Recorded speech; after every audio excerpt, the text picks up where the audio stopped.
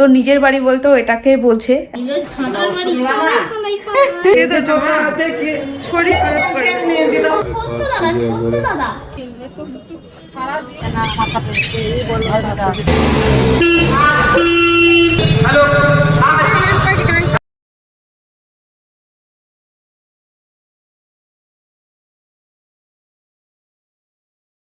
এই যে সকাল সকাল মামনি হাজির। এখন তো তোর মন খারাপ করবে ঘরটার জন্য। আজকে কিভাবে দেখছিল বল ঘরটাকে? ওর কি বলতো, প্রথম একটা সপ্তাহ ওর খুব অসুবিধা হবে, মানে চেনা মানুষজন কাউকে দেখতে পাবে না, চেনা ঘর দেখতে পাবে না। এমনিতেই তো মাকে আর বাবাকে একটুখানি না দেখতে পারলে কি কাঁদতে লাগে। সুমিত মানে আমার দেওরের বিয়ের ঠিক 1 মাস পরে আমি এই বাড়িতে আসি। এমনি বেড়াতে এসেছিলাম, আর এই বাড়িতে এসে আমি টেস্ট করাই, প্রেগনেন্সি টেস্ট করাই, আর সেখানে পজিটিভ রেজাল্ট আসে। সেই তবে থেকে শুরু করে এখন অবধি আমি এই বাড়িতেই আছি, মানে তারপর আর ওই বাড়ি যাইনি, আমার শ্বশুর বাড়ি যাইনি। মানে প্রেগনেন্সি 9টা মাস, তারপর ডেলিভারি হলো, তারপর 5টা মাস পুরোটাই আমি এই বাড়িতে কাটিয়েছি। তো আমার কথা তো বাদ দাও, ও নিজের বাড়ি সমস্ত মানে সবার জন্যই স্পেশাল হয়, কিন্তু ব্রতর কাছে, ব্রতর নিজের বাড়ি বলতেও এটাকে বলছে এখনো অবধি। মানে এই ঘর দৌড়, বিশেষ করে ওর ওই ঘরটা, যে ঘরটাতে থাকে, সেই ঘরগুলো তো মানে ও পুরো নখদর্পণে ওর, যে ও চেনে যে এই জায়গাটা, এটা আমার বাড়ি, এটা আমার ঘর, এই ব্যাপারটাও বোঝে। তো ওর হয়তো প্রথম একটা সপ্তাহ খুব অসুবিধা হবে ওই বাড়িতে গিয়ে। তবু ছোট বাচ্চা তো, ওদের তো ধরো কদিন থাকতে থাকতে অভ্যাস হয়ে যায়, অ্যাডজাস্ট হয়ে যায়, হয়তো 1 সপ্তাহ পরে হয়তো ও অ্যাডজাস্টও হয়ে যাবে, কিন্তু প্রথম কটা দিন খুব অসুবিধা হবে। আমাকে রোকেয়াও বলছিল যে দেখবি যখন নিয়ে যাবি তখন দেখবি প্রথম একটা সপ্তাহ খুবই অসুবিধা হবে। তো কিছু করার নেই, এভাবেই লাইফ চলছে, এরকমই প্রত্যেকটা মেয়ের হয়, বাপের বাড়িতে থাকে। ডেলিভারি হওয়ার পরে কেউ 3 মাসে চলে যায়, কেউ 5 মাসে চলে যায়। আমি যেহেতু একদম প্রথম থেকে এই বাড়িতে আছি, তো আমার অ্যাটাচমেন্টটা কিরকম তুমি তো বুঝতেই পারছো। আমার ছেলেটা বড় হয়ে যাচ্ছে আস্তে আস্তে। বলি বাবালে ঘাট তুলতে শিখে গেছে, বাবালি ঘাট তুলেছে, কি হাসি, সেটার কি হাসি। তো মামা চলে এসছে, মামি চলে এসছে। বসো মামি, বসো। ঠান্ডাটা অ্যান্টিবায়োটিক খেয়ে কমেছে, কিন্তু নাকটা এখনো খোলেনি। বাবা কি হাসি, কি হাসি। সকাল সকাল উঠে মা কোন কেঁদেছে, আবার যাওয়ার সময় তার কোন কাঁদবে। ঠিক আছে, বাদর ঝুলার মতো করে ঝুলে আছে তো, দেখো হচ্ছে বাদর ঝুলছে। তো মামি ঠাম্মি, তো মামি যে বাবা কি হাসি, কি হাসি, কি হাসি, আমার ছোঁয়াটার কি হাসি। এদিকে পুচকুর মামনি কফি বানাচ্ছে। খাওয়ার সময় তো হেভি বের করেছে মাটনের। হ্যাঁ, তুই খাবেন কি আগে দেখাই। ওকে ওকে, যাচ্ছি। এখন কিছু মনে হচ্ছিল না যে মামা মামি এলে ঝুম বলছে এতক্ষণ কিছু মনে ছিল না, এখন মামা মামি এসছে, এবার মনটা খারাপ করছে, মানে এবার ফাইনালি নিতে চলে এসছে তো এবার মনটা খারাপ করছে। আমার তো খারাপ করছেই, আমি কি বলবো। আর বিশেষ করে কি বলতো, অমিতের শরীরটা খারাপ, তো ওই জন্য আমার আরো বেশি একটু টেনশন লাগছে যে কি করে সামলাবো। ঠিক আছে, হয়ে যাবে, মা বাবা আছে ওই বাড়িতেও। আজকে সকালবেলা মা ফোন কেঁদে নিয়েছে, আর ঘুম থেকে উঠে আমি কি ভাবে ফুপ্পানোর আওয়াজ পাচ্ছি, দেখ পাশে ঘুরি দেখছি মা কাঁদছে, বাবুর দিকে তাকাচ্ছে আর মা কাঁদছে। কাঁদবে, হ্যাঁ কি বলবো, ও যেদিকে যাবো আমি সকালবেলায় উঠে, মানে ওর ঘুমটা তখন তো সারা রাত্রি জেগে থাকে, তারপরে ঘুমাই। হ্যাঁ, যেদিকে যাবো সেই দিকে তাকাবো, আমি ওই সাইডে যাবো তো ওই দিকে। ও এখনো কিছু তো বুঝতে পারছে না, ওই বাড়িতে গিয়ে যখন মোটামুটি 2-3 ঘন্টা কাউকে দেখতে পাবে না, তখন বুঝতে পারবে, তখনই কাঁদবে। হ্যাঁ, ঘুরে বেড়াবে এখন।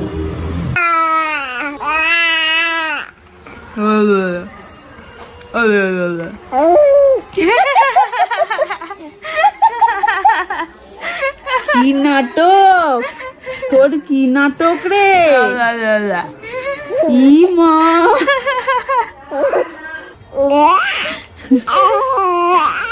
মিষ্টি, আরেকবার দাও, হাবি দিয়ে দাও তো। ও বাবা, তুমি দাদা, সত্য দাদা আমি ফুকু বাবা বলছে, বাবা যেরকম আমার বিদায় ঝুমার বিদায় ছিল না, সেরকম আজকেও বলছে যে আমি দোকান চল যাবো, তারপর তোরা যাবি। হ্যাঁ, তা বলছে।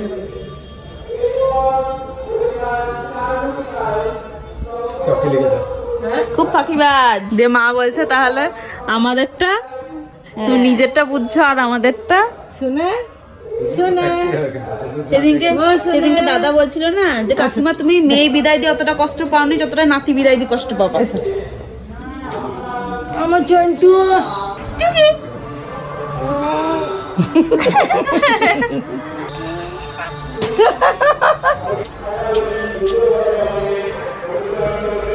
এই যে মামনের কান্না শুরু হয়ে গেছে,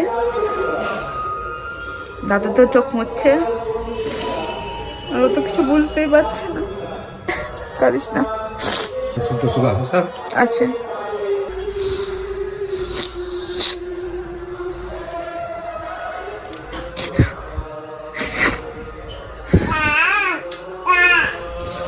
বাবা কাঁদছে। ছোট থেকে তাই তো আমি বুঝতে তো পারছি, কিছু করার নাই। কি করবেন, যাবেন দেখতে আসবে, উপায় তো নাই। এই তো বুঝতে সবই পারছি, সবই পারছি বুঝতে। এদিকে কি করবেন, খানগা কি করবেন, যাবেন কাছে কাছে দেখে আসবে। আমি তো বলছি ও মা বাবার এখন মনে করো শরীর খারাপ করবে, শরীর খারাপ করবে। সে ছোট দেখি আমাদের খাওয়া দাওয়া হয়ে গেছে, এবার রেডি হতে হবে। ওইদিকে সব কান্নাকাটি করছে, মা তো খেতে বসেও কেঁদেই গেল কন্টিনিউ। আর যাই হোক, কিছু তো করার নেই। আর টাইম আছে 4টে থেকে 5টা, ওর মধ্যে নাকি ভালো সময়, ওর মধ্যে যেতে হবে। তো সেই জন্য একটু তাড়াতাড়ি করে রেডি হতে হবে। এখন 3:30 বেজে গেছে, তো আমি এখন রেডি হব, এই শাড়িটা পরবো। আর বাবুর জন্য একটা জামা পাঠিয়েছে ও বাড়ি থেকে, এই যে এই জামাটা। ওই বাড়িতে জামা কাপড় পরেই নাকি আমাদেরকে ওই বাড়িতে যেতে হয়।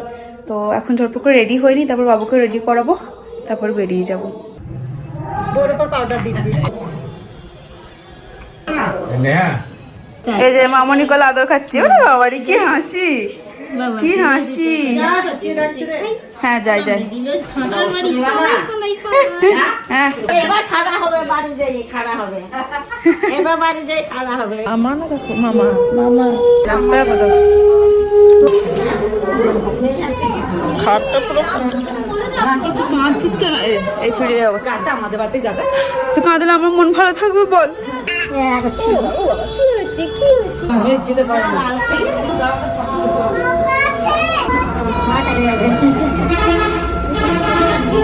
কি দেখছো? তোমার উরুলি হয়ে থাকতে আজকে সেই যে বলে দেখছো।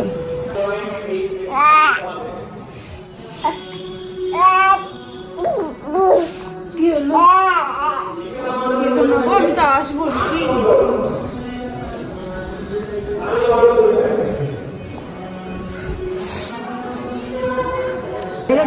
টাকা এখন থেকে ওইদিকে চলে যাচ্ছিস তুই?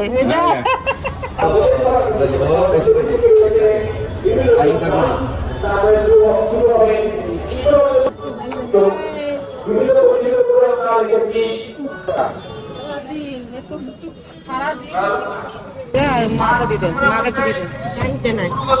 হ্যাঁ, যখন মনে হবে চলে যাবো।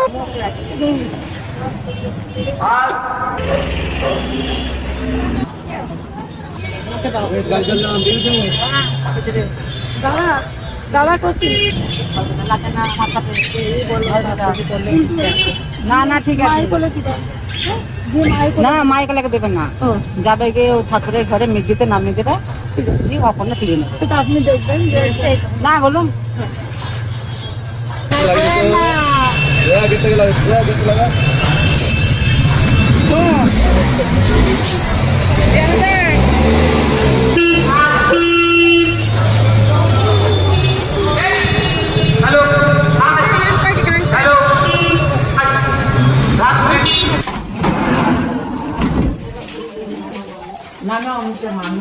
তারপরে মাটি টাকা দাও গা, হ্যাঁ মাটি টাকা দাও গা, বাচ্চা লিখে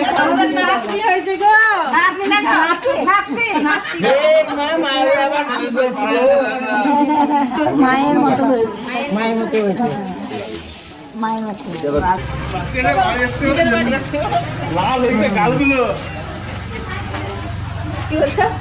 গালগুলো লাল হয়ে গেছে একদম।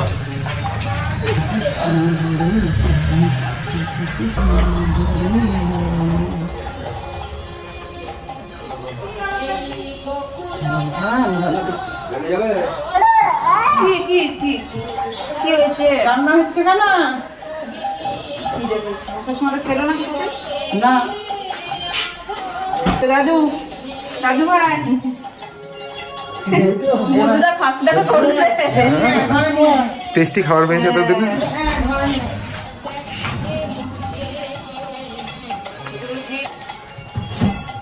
ভগবান উত্তর মাথা হয়েছে।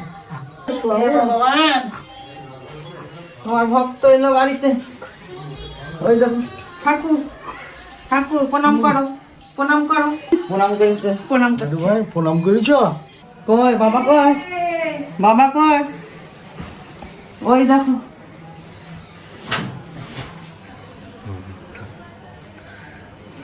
বাবু কতদিন পর কোলে চাপলো বাবা। এ বাবা বাবা তোমাকে কত ভালোবাসে দেখেছ? কি সুন্দর করে সাজিয়েছে। এই ব্রত, ওয়েলকাম টু দি হোম। ভাই কই? এই কত বড় হয়ে গেছিস। ছেলের বাবাতে কি সুন্দর সারপ্রাইজ রেডি করেছে ছেলের জন্য। হ্যাঁ আমি জানি না, আমাকে কিচ্ছু বলেনি জানো। কি সুন্দর করেছে গো। আমি এসে দেখে অবাক। আমি বলছি বেলুন ভালো। আরে বাবারে, আরে বাবারে, খুব আনন্দ, খুব আনন্দ। স্বপ্ন করেছে এদিকে সব। তাই হ্যাঁ ওই দাদা আরিফদার অমিত মিলে করেছে মনে হয় সব। স্বপ্ন ছিল সকালে যা। কি ভালোবাসে ছেলেকে জেঠু কাকুরা। ছেলেকে জেঠু কাকুরা কি ভালোবাসে। বলো তোমার পায়ের কন্ডিশন এখন কিরকম আছে? আমার পায়ের কন্ডিশন টিসটিশনে ব্যথা আর সব সময়কার জন্য। ফিজিওথেরাপি করতে কি ব্যথা লাগছে? ফিজিওথেরাপি করতে গিয়ে ব্যথা লাগছে। আর ডাক্তার বলেছে ধরো এখন 1 মাসের মাথায় এক্সরে করার পর যদি তার উপর ডিপেন্ড করছে যে হাঁটতে পারবা দেখে যে কি পায়ের পারবা না। অবস্থা ভালো আছে তবেই মাটিতে পা ফেলতে দেবে, না হলে আবার পরের এক্সরের জন্য ওয়েট করতে হবে। এই যে হলো পায়ের অবস্থা। এই যে এইখানটাতে একটা কাট আছে, ওখানটাতে একটা কাট আছে, আর পায়ের উল্টো দিকে এই যে এই বরাবর লম্বা একটা কাট আছে। এই যে টোটাল 3 জায়গাতে কাট আছে। সেলাই কাটা হয়ে গেছে, ফিজিওথেরাপি চলছে, এবার এক্সরের উপর ডিপেন্ড করছে। সব থেকে লেটেস্ট যে খবরটা সেটা হলো পুচকু চিনতে পারছে না অমিতকে। অমিতের কোলে গেছে আর কি জোরে চিৎকার করে কান্না। বেটা ভুলে গেছি বাপকে। মানে গলাটা বুঝতে পারছে ও, মানে অমিত যখন কথা বলছে তখন গলাটা এরকম করে খুঁজছে যে কে কথা বলছে, কিন্তু অমিতের চেহারাটা ভুলে গেছে। মানে ওর দিকে তাকে বুঝতে পারছে না যে এটাই তার গলা, এরকম বুঝতে পারছে না। কিন্তু গলাটা চেনা, যেহেতু রোজ ফোন করা হয়, ভিডিও কলে আমি তো ওকে স্ক্রিন দেখাই না, খালি ভয়েসটা শোনাই, তো ভয়েসটা যেহেতু চেনা এদিক ওদিক খুঁজছে, কিন্তু ওকে দেখে চিনতে পারছে না। এখন বাজে রাত 11টা। আর এই মক্কেল এ বাড়িতে এসে থেকেই ঘুমাচ্ছে, আর আমি আবার এই চারিদিকে বাউন্ডারি দিয়ে দিলাম বালিশ দিয়ে, কারণ এখন যেভাবে কাত মারছে, যেভাবে উল্টাচ্ছে, কোনো ভরসা নাই। আর আমাকে আবার একটুখানি ঘুমোতে হবে।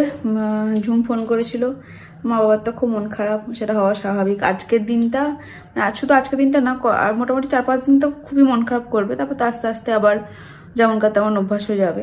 ও যেরকম কী করছে, ও তো ঘুমোচ্ছে, তো ঘুমের ফাঁকে ফাঁকে হয় না, চোখটা হালকা করে খুলছে, আশেপাশটা দেখছে, যে চিনতে পারছে না, তখন কাঁদতে লাগছে।